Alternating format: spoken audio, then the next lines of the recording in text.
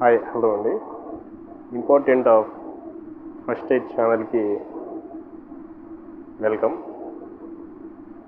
ఈరోజు మనం చెప్పబోయే టాపిక్ ఏంటంటే షుగర్.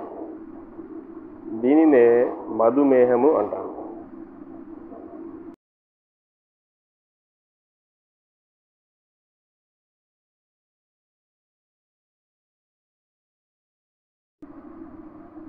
డయాబెటీస్ అంటే షుగర్.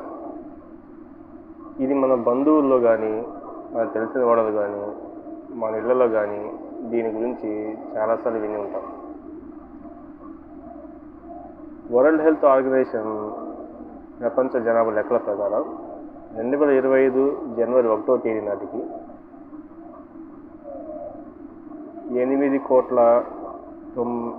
కోట్ల మంది జనాభాలో 46.2 కోట్ల మంది ఈ షుగర్ వ్యాధితో బాధపడుతున్నారని BBC ఛానల్ వారు అంచనా వేశారు. ఈ షుగర్ వ్యాధి ఎలా వస్తుంది?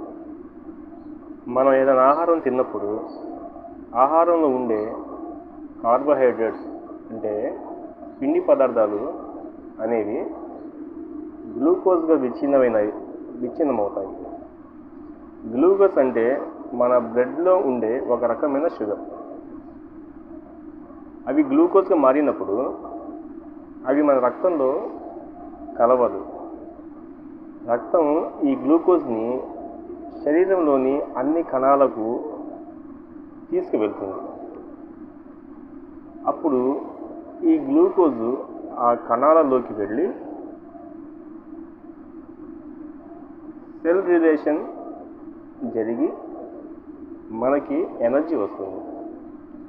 అయితే ఈ గ్లూకోజ్ కణాలలోకి దానికి అదే వెళ్ళదు. దీనికి ఇన్సులిన్ అనే హార్మోన్ కావాలి. ఈ ఇన్సులిన్ అనేది మన శరీరంలో ఉండే ప్యాంక్రియాట్ నుండి రిలీజ్ అవుతుంది. మన బ్లడ్లో ఉండే గ్లూకోజ్ను బట్టి ఈ ఇన్సులిన్ అనేది రిలీజ్ అవుతుంది. ఒకవేళ ప్యాంక్రియాటిస్ అనేది ఇన్సులిన్ రిలీజ్ అవ్వకపోతే రక్తంలో ఉన్న గ్లూకోజ్ అంతా కణాల్లోకి వెళ్లకుండా బ్లడ్లోనే ఉంటుంది. ఇలా ఎక్కువ మొత్తంలో గ్లూకోజ్ అనేది షుగర్ బ్లడ్లోనే ఉంటే దానినే డయాబెటీస్ అంటారు లేదా షుగర్ అని పిలుస్తారు.